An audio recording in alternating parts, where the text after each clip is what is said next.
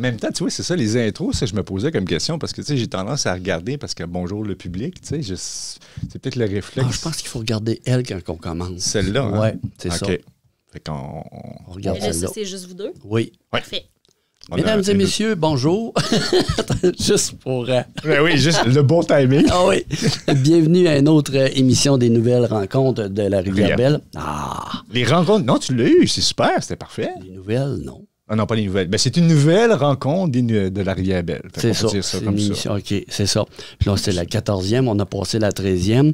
Puis là, on a reçu une invitée qui est Marie-Pierre... Bordelot-Genet. Bon, OK, c'est ça. Je voulais être sûr. Moi, les... C'est correct. Et, Bonjour. bonjour. ça va? Bonjour à vous deux. On va commencer par le fait que tu étais supposé d'être là la semaine dernière, mais là, tu t'es battu au hockey. Comme l'autre, es-tu bien magané? Non, il y a vraiment juste moi qui ai eu des séquelles. OK. ouais. Mais non, mais tu t'es vraiment... Non, je dis tu t'es battu. Non, j'ai juste eu un non. coup de bâton dans le visage. OK. T'es allé violent. Ben, c'est ça. On se dit, Marie-Pierre, il me semble qu'elle est batailleuse, elle. Ah, ben, Non, pas du tout. on va dans les coins à patine. Ah! Alors, ton titre, s'il vous plaît. Coordonnatrice, oui, parce que ça l'a changé. C'est ça, je dis, Oui. c'est récent, là. C'est ça. OK. Donc, coordonnatrice culture et vie communautaire à la ville de Sainte-Terre. OK. Et là, toi, tu travailles avec Félix. Oui, Félix et Émilie, que je vais vous présenter un petit peu tantôt, là. Ah, OK. Mais on est 3 dans le service des loisirs, puis on a chacun, je vais dire, notre volet. On s'occupe chacun de nos activités, mais on travaille beaucoup en collaboration là, pour développer des Vous programmations. avez chacun vos spécialités, mais vous vous rejoignez à quelque part. Exactement. Ah, OK. Ouais. Ben, ça a bien changé parce que dans le temps, il y avait juste une personne Oui, tout à fait. C'est vrai. basée à l'aréna, puis c'était la seule personne au loisir. Fait que le 3, c'est le fun. Bien, c'est sûr que ça va mieux pour augmenter l'offre d'activité, évidemment, là, à la population. Puis en fait, c'était une demande du conseil municipal, donc d'avoir plus d'offres culturelles, plus d'offres sportives, OK. de vraiment développer encore plus ce qui se faisait, puis d'ajouter là, des volets supplémentaires. Donc, c'est pour ça qu'on est 3 maintenant à temps complet à la ville, au loisir. OK, fait que vous vous complétez. Oui, tout à fait. Puis on travaille ensemble quand même. OK. Ouais. Ah, c'est quand même bien. Tu fais partie de la vie de loisirs communautaire, ben pas communautaire, plus corporative, pas corporative, comment je pourrais dire ça? Tu fais partie de la vie de loisirs, tu fais partie de ton mandat. Ben, qu'est-ce que tu fais exactement comme ton mandat? Au lieu de patiner comme ça, je vais te poser la question directe. C'est ça, c'est quoi le mandat? Que fais-tu? En fait, oui, le communautaire, c'est quand même une partie de mon travail. Tout ce qui est dédié à la culture, c'est d'augmenter l'offre de services, carrément, d'avoir une offre de services plus structurée là, pour la population. Mais au niveau du communautaire, c'est l'accompagnement de tous les organismes du pôle de Sainte-Terre. Fait que quand je parle du pôle, c'est Sainte-Terre-Ville, Sainte-Terre-Paroisse et Bellecour. Donc, on fait vraiment, je fais l'accompagnement de ces organismes-là, dépendamment de leurs besoins, s'ils veulent changer des choses, s'ils veulent... augmenter aussi leur offre de services, s'ils veulent offrir des nouvelles activités, s'ils ont besoin d'aide pour orienter là, peut-être des nouvelles décisions. Fait que j'accompagne aussi beaucoup ces organismes-là là-dedans. OK. Donc, la radio communautaire en fait partie. Ben, Dans la j'imagine. radio communautaire, que je viens quand même 2 fois par mois animer le Radio Bingo. Ah Oui, oui, c'est vrai. C'est vrai. Oui, tout à fait. Quand même. T'aimes ça? C'est vraiment le fun. Oui, hein? Je trouve que c'est relaxant. C'est drôle à dire, là, mais je trouve ça bien le fun de faire ça. Oui. Je t'avouerais qu'il y a un petit côté le fun avec la radio. Puis Oui. tout ça, je peux seconder. Tout à fait. Mais malgré tout, tu es impliqué dans plein d'activités. On sait que cette semaine, entre autres, c'est la fameuse semaine de relâche. Oui, tout à fait. On est en plein dedans. On est en plein dedans. Ben, Ouais. on était dedans. Oui, Ouais. on l'achète. C'est ça, Il en reste exactement. encore. Oui, il reste quelques journées. On a travaillé très fort pour offrir une programmation complète à la population du pôle cette année. Puis ce qu'on a fait, c'est qu'on est allé demander justement à des organismes de participer. Donc, à offrir des activités. Parce que souvent, les organismes le font chacun pour eux, avec leur clientèle. Par exemple, la Maison de la famille qui offre des activités toute la semaine, le Centre de prévention suicide aussi, le Centre d'entraide d'habitudes autochtones. Fait que ce qu'on a fait, c'est qu'on est allé voir ces gens-là et on a dit, hey, on se fait une méga programmation, tout le monde ensemble, avec des activités offertes à toute la population. Fait que ça nous a permis d'avoir une semaine de relâche bien garnie, bien remplie, puis avec toutes sortes d'activités pour les jeunes, pour les moins jeunes, pour qu'ils puissent s'amuser là, durant toute la semaine. Oui, parce que j'ai vu ça dans la liste d'activités. Il y en avait, il y a de la raquette, il y a du ski de fond, il y a des visites aux Zoo Galatia aussi, des journées portes ouvertes. Comme tu parlais, il y a beaucoup d'organismes qui sont impliqués. Alors, quand même, chapeau à tout le monde là, de l'implication dans cette semaine de relâche. C'est vraiment le fun. Bien, nous autres, on était bien contents d'avoir une belle réponse du milieu parce que, justement, quand on dit qu'on travaille ensemble, on est plus fort.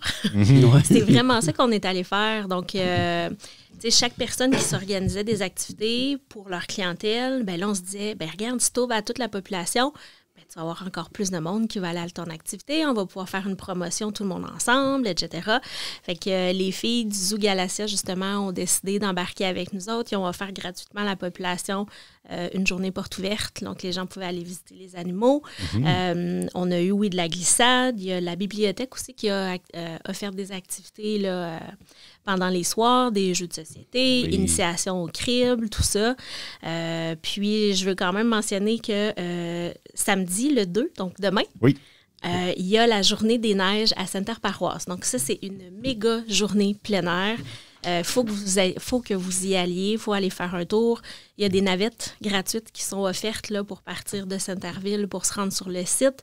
Jeux gonflables, glissades, fermettes, balade de chevaux, traîneau à chiens, repas du midi avec la soupe, des hot dogs, la tire sur la neige. C'est vraiment une belle activité. Là. Tous ceux qui ont des enfants, même ceux qui n'en ont pas, vous pouvez quand même aller faire un tour. Oui, ça réveille le petit cœur d'enfant. Quand même. C'est une journée super le fun.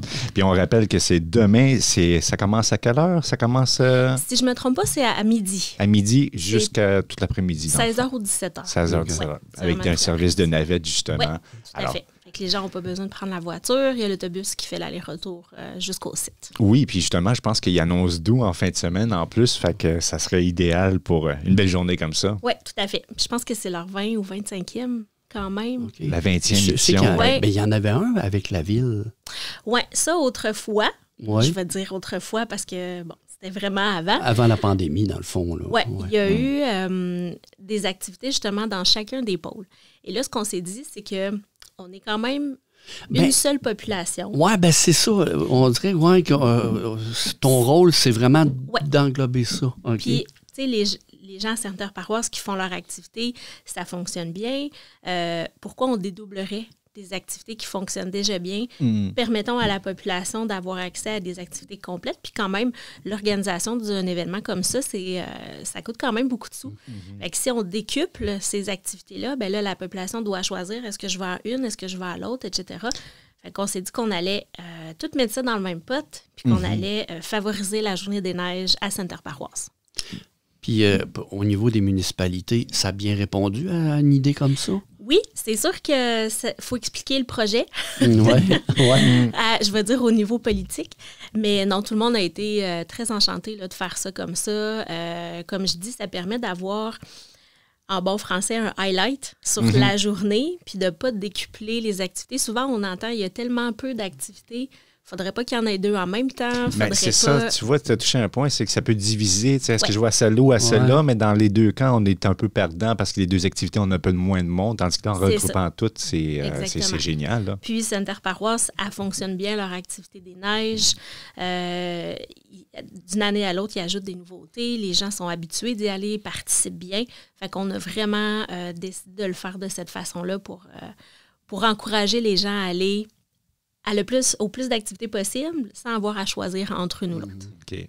Mais sans aller trop dans le sujet comme tel, mais tu parlais qu'il y avait des difficultés politiques par rapport à ça. Est-ce que c'est vraiment difficile de concilier les différents pôles, organiser des choses? Est-ce que c'est vraiment... Ou est-ce que ça va un peu mieux? C'est sûr que mes patrons vont vouloir que je dise non. Oui, non. Non. Blague à part, non, je pense pas qu'il y ait de difficultés. Je pense que c'est juste de conscientiser puis d'apporter peut-être des nouvelles façons de faire, mais de difficultés, pas du tout. Okay. Les gens sont très ouverts. On a rencontré les gens à Bellecour. Ils ont dit, nous, on est en rénovation, mais on pourrait ouvrir la bibliothèque pour un après-midi de jeux de société. Fait que, tu sais, il y a quand même une belle synergie là, au sein des trois pôles. Ah oui, c'est quand même le fun. C'est le fun de sentir ça, justement, cette coopération-là. Ouais. Tout à fait. Fun. Ça facilite en tout cas notre travail. Oui, j'imagine. Oui, mais ça l'augmente à un moment donné. Là. Je veux dire, c'est parce qu'à un moment donné, tu desserres juste la ville. Là, puis, tu sais, pour les gens, qu'une activité soit à Centerville, à Centre-Paroisse, même à Bellecour, ils vont y aller quand même. C'est pas une question de frontière municipale. Non, c'est ça. Parce qu'en théorie, dans un certain sens, on est quand même à 5-10 minutes de tout dans un dans sens, ces malgré trois-là, des lignes de cartes. C'est ça. Puis tu sais, vraiment dans la tête des gens, que ce soit dans une ou l'autre des municipalités, ça s'adresse à tout le monde pareil. Fait qu'on a misé là-dessus, puis on est allé vraiment chercher cette force-là. Oui, parce que je pense que le monde va voir si l'activité me plaît, vont aller voir l'activité, peu importe qu'elle se déroule à une place ou à une autre place. Tout à fait. C'est quand même une très bonne initiative, une belle idée. On était bien contents. Puis dans les activités qui s'en viennent, il y a quoi exactement dans ce qu'on peut on peut projeter là, un peu dans le futur? Bien, il y a plein de choses. Là, je me suis fait un petit listing, là, mais c'est vraiment pour donner un aperçu. Parce qu'évidemment, on est encore en programmation là, pour l'année à venir. Bon, déjà à la piscine, au complexe sportif à l'Air, on a toutes sortes d'activités qui se déroulent tout au long de l'année. On a des cours de natation pour les petits comme les grands. Et ça se renouvelle d'une session à l'autre. Donc, la prochaine session va se terminer au mois de mars, mais il y a une nouvelle session qui commence juste après. Fait que si les gens sont intéressés, là, sur le site Internet de la Ville, on a vraiment toute l'offre d'activités du complexe sportif à l'Air. Plus dans mon département à moi, j'avais envie de vous parler de choses qui s'en viennent, mais aussi des petits trucs qui se sont déjà passés. Donc, on a fait une première... non, c'était pas la première, je m'excuse. On a refait l'expérience de la semaine de la prévention du suicide. Oui. En février dernier. Oui. Donc, plusieurs organismes, justement, du pôle de Center. Tantôt, quand je disais que mon rôle, c'est d'accompagner ces organismes-là, de les aider dans leur préparation, etc., on s'est mis ensemble, plusieurs organismes, pour offrir une semaine complète d'activités dans le cadre de la semaine de la prévention du suicide.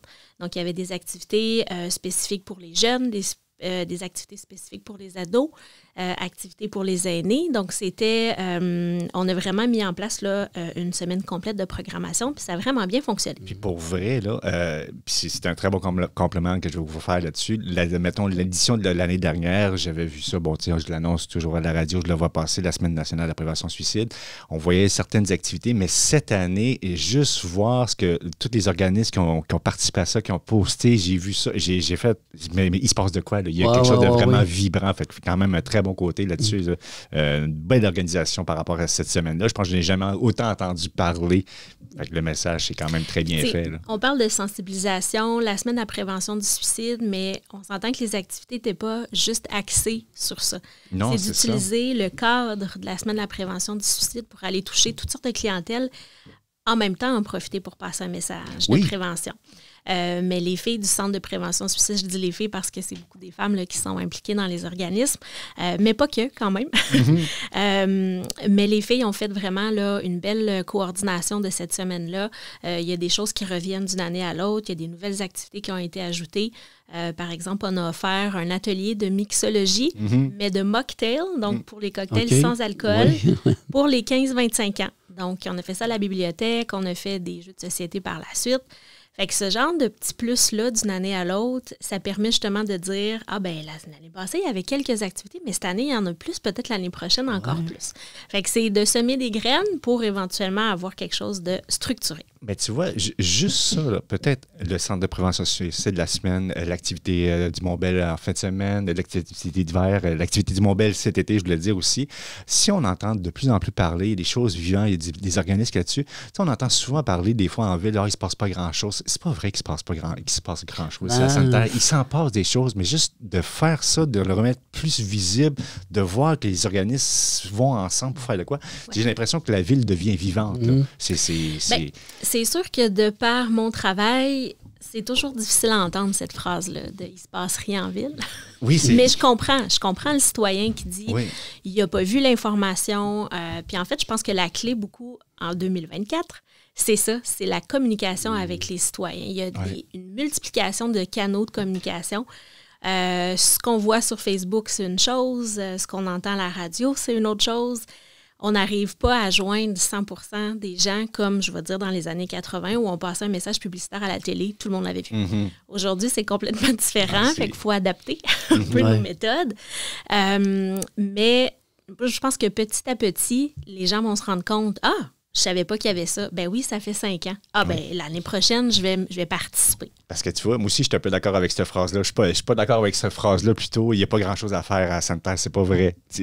C'est vrai que des fois, on n'est pas toujours facile à aller chercher de l'information, mais quand on la voit comme telle, puis quand on s'informe, puis qu'on est au courant, il s'en passe des choses. Donc, il s'en passe beaucoup de mais choses. C'est vrai que c'est dans la durée qu'éventuellement ça prend. Oui. C'est ça facilite aussi là, quand on revient avec des activités annuelles. Les gens sont habitués, le savent. Ils peuvent se faire un petit calendrier. C'est ça. Puis l'an dernier, on avait fait aussi, en début de saison estivale, on avait remis dans les boîtiers postaux de tout le pôle une feuille avec les activités à venir pour la saison estivale. Fait que les gens avaient mis ça sur le frigidaire. Ils savaient que dans le mois de juin, il y avait tel événement, dans le mois de juillet, dans le mois d'août. Ça a été très apprécié. Puis on va probablement refaire l'exercice. Ouais. Je reviens juste un peu à la question que tu posais tantôt. Là. J'ai parlé de la semaine de la prévention du suicide. Mais dans le mois de mai, on a la Semaine québécoise des familles. Donc, même principe. On offre aussi une semaine complète d'activités avec un regroupement d'organismes qui proposent différentes activités à différentes clientèles. On a le Festival des petits bonheurs. Donc, la ville de Sainte-Terre, on offre un spectacle 3-6 ans. C'est vraiment pour éveiller la petite enfance à la culture. Donc, c'est un théâtre de marionnettes qui va venir le 26 mai prochain, si je ne me trompe pas. OK. C'est gratuit, ça se passe un dimanche. On fait ça à l'école Chanoine des Lilles. Donc, les gens vont être invités à venir. Les publicités vont être faites sous peu. On a aussi la Saint-Jean-Baptiste. Donc, on est en train de travailler avec des organismes du milieu pour organiser la Saint-Jean-Baptiste. Parce que ce qu'on aime aussi, c'est que ce ne soit pas toujours la ville. C'est facile, mais à 3, c'est difficile de proposer beaucoup d'activités comme ça. Fait qu'on se joint avec des organismes du milieu qui viennent faire l'organisation avec nous, qui vont aussi chercher des profits pour leur organisation. Fait que ça, c'est bénéfique pour eux autres. Fait que en juin, on va avoir une Saint-Jean-Baptiste, un chansonnier de l'extérieur qui vient spécifiquement pour notre soirée. On a aussi, dans le mois de juillet, le tournoi de balle des Cards. Donc ça revient d'une année à l'autre et c'est très, très couru par la population. Donc, même principe que les autres années, sur 4 jours, si je ne me trompe pas, jeudi, vendredi, samedi, dimanche, au terrain de balle, évidemment, avec toutes sortes d'activités aussi. On a le Tour de l'Abitibi aussi qui revient cette année. Oui, c'est vrai, on a eu une coupure cette année. Oui, une étape, on a une étape cette année. À cause des feux, là? Oui, faire du vélo. C'était pas super. Donc, c'est ça. Le Tour de l'Abitibi revient en juillet. On espère qu'on va avoir un meilleur été que l'année dernière. On a les marchés publics qui reviennent aussi cet été. 3 dates, donc à août, septembre et octobre, qui vont se refaire probablement là, dans le coin de l'église où ça s'était fait l'année dernière. On est en train de travailler très, très fort aussi. Tantôt, tu parlais du sommet du Mont-Bell, la fête du Mont-Bell. Oui. Bon, là, je ne veux pas faire de scoop. Mais en fait, on est en train de regrouper 3 événements ensemble dans la même fin de semaine. Donc, on va proposer aux gens la course de Sainte-Terre à pied le samedi. Ensuite, le samedi en soirée, la fête au Mont-Bell avec méga band, sous le chapiteau. Grosse soirée, gros party. Ça va être vraiment le fun. Et le dimanche, on va proposer aux gens de participer à la Coupe du Nord, qui est la Coupe de vélo de montagne. Une fin de semaine, 3 événements. Donc, celle-là, à la fin du mois d'août, je ne vous dis pas la date tout de suite, d'un coup que ça change.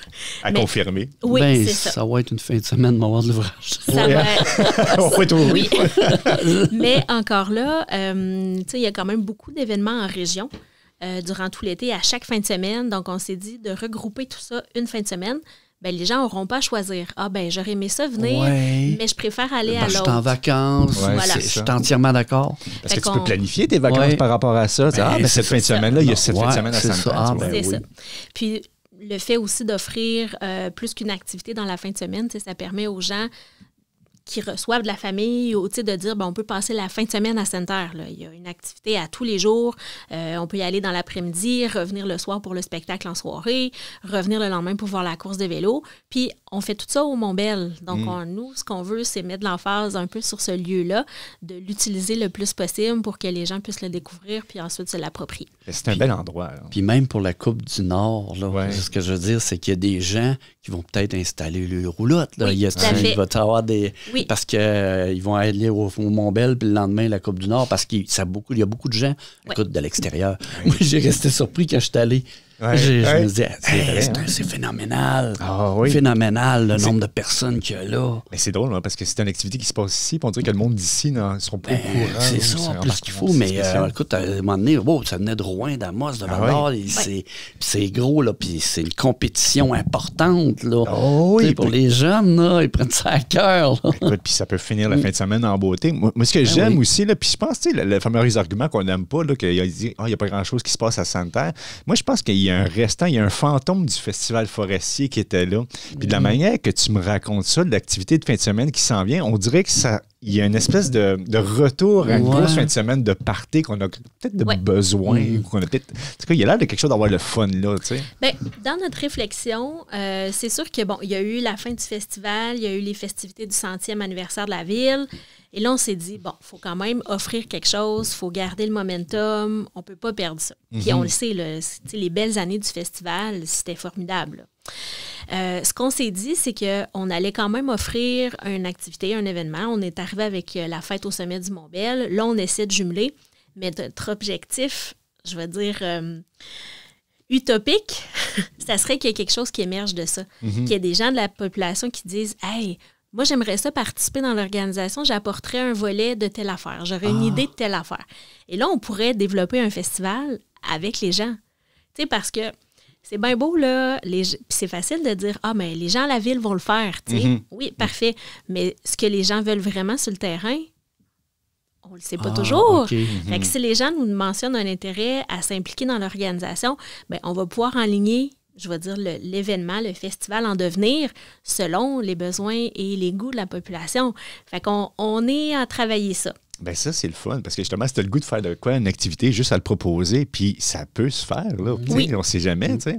C'est sûr qu'on est toujours ouvert. Je trouve ça drôle comme phrase, là, ouvert aux commentaires. Ça sonne plume la traverse dans ma tête. Ouais.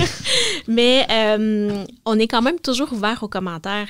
Tu sais, les gens, que ce soit par le Messenger, sur la page Facebook de la ville, par courriel, par téléphone, quand ils nous croisent à l'épicerie, peu importe. Tu sais, dans le fond, nous, d'avoir l'information, le input de la population, ça fait juste alimenter notre travail. Puis après, on est capable d'offrir des activités qui viennent vraiment répondre à un besoin parce que, tu sais, nous trois, dans notre bureau, là, on peut penser à tout plein d'activités, mais ça plaît peut-être pas à tout le monde. Donc, si les gens, là, soyez pas gênés de venir nous donner des suggestions, de dire « Hey, moi, je tripe sur telle affaire. » On a eu, par exemple, des gens qui aimaient les courses de véhicules... téléguidé. Non. Voilà. Oui, c'est vrai, oui. Fait que, tu sais, il y a ça qu'on a en banque. Est-ce qu'on pourrait développer un événement avec ça? Probablement.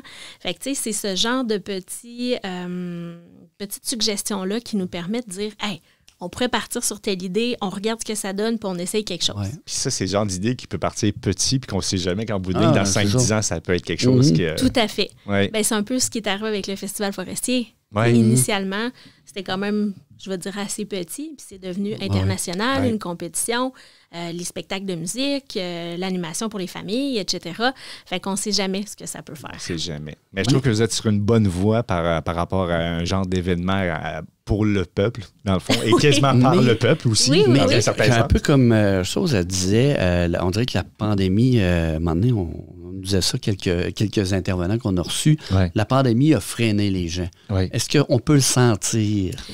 Bien, je pense que c'est sûr que pendant la pandémie ou juste à la sortie de la pandémie, c'est sûr qu'il y avait, je vais dire, les gens étaient un peu frileux, là, tu sais, de ressortir, de tout ça. Mais je pense qu'aujourd'hui, ça s'est juste transformé. Si on regarde avant la pandémie, de faire des parties qui durent jusqu'à 3 heures du matin, c'est peut-être plus ça que les gens recherchent. Par contre, les gens peut-être veulent encore sortir, mais différemment, je pense. D'avoir des spectacles de musique, c'est le fun, mais est-ce qu'il y aurait une ouverture pour une ligue d'impro? Est-ce qu'il y aurait une ouverture pour une troupe de théâtre? Tu sais, ce genre je veux dire, sortir un peu de ce qu'on voyait avant, mais je pense pas que ça allait freiner les gens. Je pense que les gens, puis là je parle de culture, mais les gens vont consommer la culture de façon différente ou vont vouloir sortir de façon différente. Il faut juste adapter notre offre de service. OK. Je trouve ça intéressant de la façon que tu amènes ça, parce que justement, on revient souvent sur la pandémie. Oui. La pandémie a arrêté le monde, mais là, ton optique, ça n'a pas arrêté le monde, ça a fait changer la perspective, ça a fait une certaine évolution dans un certain sens. Tu sais, comme tu dis, les parties jusqu'à 3 heures du matin, le monde a fait comme, c'est peut-être pas ça qu'on veut. Tu sais, on veut peut-être autre chose. Fait que c'est de réajuster au monde où ce qu'on est rendu aujourd'hui, peut-être, tu sais. Puis, tu sais, je pense qu'il faut que ce soit en constante évolution, parce que si on offre toujours la même chose de la même façon, on va finir par perdre les gens. Ouais. Tu sais, je pense que ça prend du renouvellement. Il faut essayer des choses. Puis moi, en tout cas, ceux qui m'ont déjà côtoyé dans d'autres comités, j'arrive souvent avec la phrase « Ah, mais comment on pourrait le faire autrement? » Tu sais, on l'a toujours fait de même. Comment on pourrait l'essayer d'une nouvelle façon? Fait que je trouve que ça, c'est hyper motivant. Un, pour le travail personnel. Donc, tous les matins, j'ai le goût d'aller travailler. C'est super le fun. Puis deux, c'est qu'on ne sait pas ce qui s'en vient. C'est comme, il y a un petit challenge là, de dire...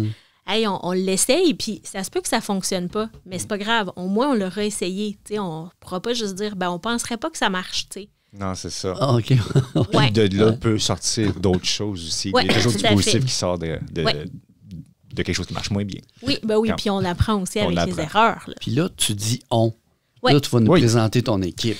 Oui, bien, en fait, notre grande équipe, c'est sûr que, je veux dire, dans le monde municipal, là, on a le conseil de ville, les 7 conseillers municipaux qui dictent les orientations. Ensuite, on a les différents services, dont le service des loisirs. On a Félix Leblond, qui est le directeur, qui est aussi responsable principalement des infrastructures, l'aréna, tout ça. Puis, on a Émilie Ross, qui est coordonnatrice sport et plein air. Donc, Émilie travaille physiquement au complexe sportif à l'air, mais a aussi le mandat de développer les activités plein air, entre autres le Mont-Bell. Okay. Fait que dans les années à venir, Émilie va travailler... Puis je dis Émilie, là, mais on est quand même en backup en arrière. Émilie va travailler très fort à avoir une offre de plus en plus complète et structurée au niveau du Mont-Bell. Parce que là, l'hiver, le Mont-Bell est quand même bien utilisé. On a le club de ski de fond et raquettes qui sont très impliqués, qui font beaucoup de sentiers, l'entretien des pistes, etc. C'est de toute beauté. L'été, on a Center à pied qui ont fait différents projets, des sentiers de vélo, la Pomme Track aussi à la base. Mais là, on veut avoir un lieu d'accueil, je veux dire, complet. Donc, d'avoir, tu sais, des salles de bain, d'avoir des tables à pique-nique, d'aménager tout ça. Fait que, puis peut-être éventuellement d'avoir une offre de service. Là, on a des vélos qui sont en location, des vélos de montagne qui sont en location l'été au Mont-Bell. Donc, des vélos adultes, des vélos enfants. On a aussi, probablement plus pour l'hiver prochain, parce que même si on est à la fin février, on est presque sur le bord de la fin de l'hiver. Avec l'hiver qu'on a eu, c'est pas évident non plus. Oui, c'est ça, c'est comme une moitié d'hiver. Oui, c'est ça. Donc, plus pour l'an prochain, on devrait avoir des fat bikes et des fat bikes électriques. Oh, quand même. Qui vont être en location. As-tu déjà essayé ça? Écoute, je sais pas c'est quoi. C'est pas c'est quoi? Les fat bikes électriques. C'est le fun. Pour vrai. J'ai essayé ça avec mon neveu. Mon neveu avait ça, puis il m'a fait essayer ça. Puis mon frère s'en est acheté un. Puis, c'est quoi? Un fat bike électrique. Un fat bike, là, dans le fond, c'est des gros roues. C'est des grosses roues. Tu peux aller dans la neige, tu peux aller dans les surfaces hors. Ah, OK. Puis tu peux. Mais tu as la version électrique aussi. Oh, oui, j'ai vu ça. Pour vrai, là, ça passe n'importe où. Ça va vite. C'est spécial. Ça permet là-dessus. Oui, pour vrai, j'y pense. Là, mon frère vient de s'en acheter un, puis ça fait un bout que j'y pense. Oui. Mais c'est vrai que ça vient rejoindre une section de population, tu sais, comme là, tu disais, ton neveu. Oui. Ton frère. Oui.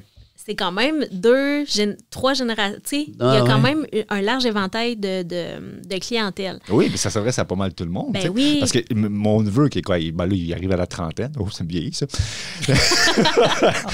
Mais lui, plus jeune, plus sportif, il va pédaler, il va avoir du fun. Il peut se mettre sur mode électrique, partir avec ça, puis aller plus vite. Mais tu vas avoir du monde qui vont prendre ça plus relax. Ils vont y aller plus mollo, moins transport. Fait que tu peux forcer vraiment, puis te donner à fond. Donc, tu vas te faire du vélo l'hiver. Oui, puis tu peux passer n'importe où. Écoute, presque, là, vraiment, là, c'est le fun. Je vais essayer de te vendre ça. Oui. Tu iras essayer. Tu viendras, Christian, la prochaine fois au Mont-Bell. Parce que c'est ça que tu dis, là, on va pouvoir essayer ça. Oui, c'est ça. Éventuellement, là, on va avoir ces vélos-là en location. Puis, on a quand même une super de belle piste cyclable aussi qui part du centre-ville, qui se rend jusqu'au Mont-Bell, qui est quand même déneigée une bonne portion de la piste là, en hiver aussi. Fait que je pense que ça va permettre aux gens au moins d'essayer ce sport-là. Pour voir si ça peut être pour eux. Mais tu sais, les vélos électriques, pendant la pandémie, ça a fait comme un méga boom. Là. Les gens ont trippé là-dessus. Mais ça permet peut-être aux gens qui auraient justement moins la forme physique de dire « Oh, moi, aller faire du vélo, je suis comme pas sûre. » Mais avec l'aide du vélo électrique, tout le monde peut le faire.